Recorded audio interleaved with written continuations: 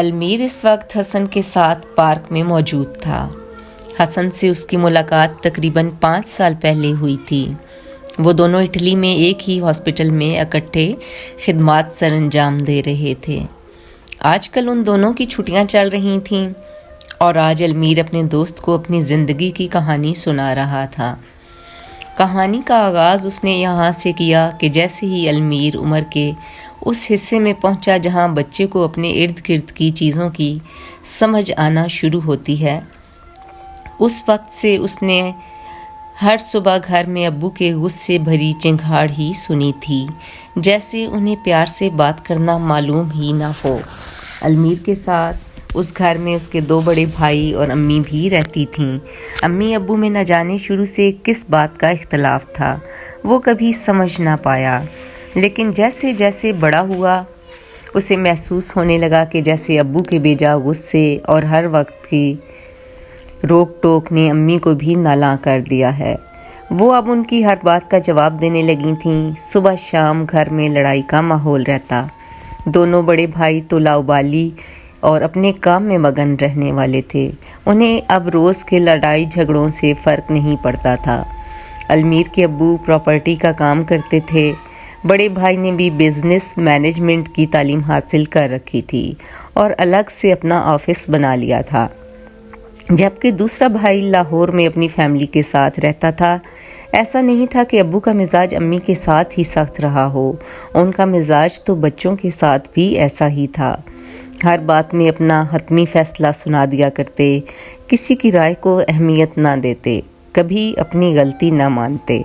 دونوں بڑے بھائیوں کی شادی ابو کی رضامندی سے ہوئی۔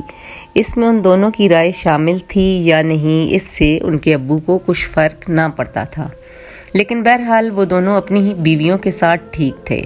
اب المیر نے بھی MBBS کر لیا۔ وہ MBBS کرنا چاہتا تھا یا نہیں، یہ رائے بھی اس سے نہ لی گئی تھی۔ بس ایک حکم صادر ہوا تھا جس کی انہوں نے تکمیل کی تھی، کیونکہ بقول المیر کے ابو اس میں پیسہ بہت ہے۔ اب المیر نے اپنا زیادہ وقت ہاسپٹل میں گزارنا شروع کر دیا۔ اکثر ہی گھر سے کنارہ کشی کے لیے اوور ٹائم لگانا شروع کر دیا۔ کوئی بھی ساتھی ڈاکٹر چھٹی پر جانا چاہتا تو سب سے پہلے المیر اس کی جگہ ڈیوٹی دینے کے لیے تیار ہوتا۔ خدمت خلق کا جذبہ تو تھا ہی، لیکن کبھی سستانے کا دل ہوتا تو بھی وہ گھر کو پرسکون جگہ نہ سمجھتا۔ بس زندگی ایسی ہی گزرتی رہی۔ اب المیر کے ابو کے ذہن میں CSS کے امتحان کی خواہش جاگی، جس کے لیے قربانی کے بکرے کے طور پر اسے چنا گیا۔ اس نے دبے لفظوں میں انکار کرنے کی کوشش کرنا چاہی تو ابو نے سخت الفاظ کے ساتھ اسے خاموش کروا دیا اور اسے بتا دیا کہ ان کا حتمی فیصلہ ہے، جسے عملی جامہ پہنانے کے لیے المیر کو ہی چنا گیا ہے۔ انکار کی کوئی گنجائش باقی نہ تھی۔ امی نے سمجھانا چاہا تو ابو نے انہیں اپنی بکواس بند کرنے کا کہہ کر چپ کروا دیا۔ المیر نے فارغ وقت میں CSS کی تیاری شروع کر دی۔ دن کو ہاسپٹل اور شام میں کچھ تیاری کرتا اور چھٹی والے دن گھر کے قریبی پارک چلا جاتا اور CSS کے امتحان کی تیاری کرتا رہتا۔ اسی دوران ایک روز ہاسپٹل میں جب وہ مریض چیک کر رہا تھا، ایک لڑکی اپنی والدہ کے ساتھ اس کے کمرے میں آئی۔ بظاہر سادہ نظر آنے والی، نازک سے خد و خال کے ساتھ بہت پرکشش دکھائی دے رہی تھی۔ ایک لمحے کے لیے وہ المیر کو بہت پیاری لگی۔ اس نے اس کی امی کا چیک اپ کیا اور کچھ ٹیسٹ لکھ کر دیے، جس پر اس لڑکی نے ہاسپٹل سے کچھ کنسیشن لینا چاہی۔ تب المیر کو پتہ چلا کہ اس لڑکی کے والد اس دنیا میں نہیں ہیں۔ المیر نے کچھ پسندیدگی اور کچھ ہمدردی کی غرض سے جاتے جاتے اسے اپنا فون نمبر دیا کہ کچھ بھی مسئلہ ہو تو آپ مجھے کال کر سکتی ہیں۔ وہ تھوڑا جھجکی، لیکن پھر نمبر لے لیا۔ ایک طرف ہاسپٹل تو دوسری طرف CSS کی تیاری، یہ دونوں کام ہی ساتھ ساتھ جاری تھے۔ ساتھ ہی ساتھ اسے اس لڑکی کے فون کا بھی انتظار رہنے لگا۔ آخر ایک روز اس کی کال آ ہی گئی اور اس نے 20,000 کا مطالبہ کیا بطور ادھار، جو اسے گھر کے کرائے کی ادائیگی کے لیے چاہیے تھے۔ المیر نے فوراً اسے بھجوا دیے۔ پھر دونوں کی اکثر ہی بات ہونے لگی اور اکثر ہی ہاسپٹل بھی آنے لگی اپنی امی کا چیک اپ کروانے کے لیے۔ ان کے درمیان دوستی ہو گئی۔ وہ گھر کی پرابلمز المیر سے شیئر کرتی۔ المیر نے کئی بار سوچا کہ اسے بتا دے کہ وہ اسے پسند کرتا ہے اور شادی کرنا چاہتا ہے، لیکن بتا نہیں سکا۔ ہاں، لیکن ایک روز امی سے بات کی کہ ایک لڑکی اسے پسند ہے، ابو سے بات کریں۔ انہوں نے المیر کے ابو سے بات کی تو ان کا غصہ آسمان کو چھونے لگا۔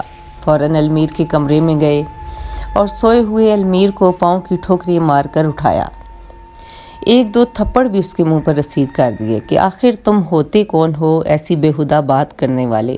تمہاری زندگی کا فیصلہ کرنے کا حق صرف میرا ہے۔ ابو نے شروع سے ایسا ڈرا رکھا تھا کہ وہ اپنی انسلٹ کے بعد وہیں چپ ہو گیا۔ پھر دوبارہ اس لڑکی کے بارے میں بتانے کی ہمت ہی ختم ہو گئی۔ کچھ دن بعد اس لڑکی کو کچھ ڈاکومنٹس کے متعلق کام تھا۔ اس نے المیر سے کانٹیکٹ کیا تو اس نے اسے اپنے ابو کے پاس بھیجا کہ وہ اس کی بہتر مدد کر سکیں گے۔ ساتھ ہی اس نے ابو سے درخواست کی، اس کی ایک پیشنٹ آ رہی ہے، اس کا اگر کام کروا دیں تو مہربانی ہوگی۔ پھر کب کیسے ان کی ملاقات ہوئی اور اس لڑکی نے ان کی کافی تعریف کی۔ المیر کچھ حیران ہوا تھا، ابو باہر کے لوگوں کے ساتھ اگر اتنے اچھے ہیں تو پھر گھر میں کیا مسئلہ ہے؟